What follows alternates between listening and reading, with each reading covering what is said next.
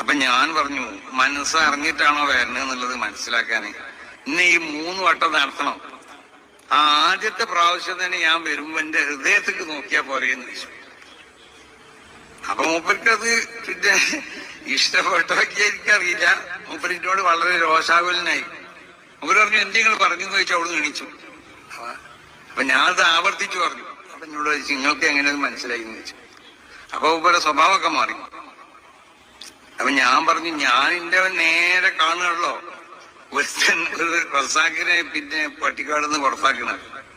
അവനോട് ശിവൻ ഒന്ന് പറഞ്ഞല്ലോടാ, നിന്റെ ഹൃദയത്തിൽ ഈമാനില്ല. ഞാൻ നേരെ കണ്ടതല്ലേ. ഓൻ പിന്നെ ഒരു മാസം കഴിഞ്ഞിട്ട് അല്ല 10 ദിവസം കഴിഞ്ഞിട്ട് കോളേജിന്റെ മുന്നിൽ വന്നവൻ ക്രിസ്ത്യാനിയായിട്ട് പ്രസംഗിക്കുന്നത് നമ്മൾ കേട്ടതല്ലേ എന്ന് പറഞ്ഞു.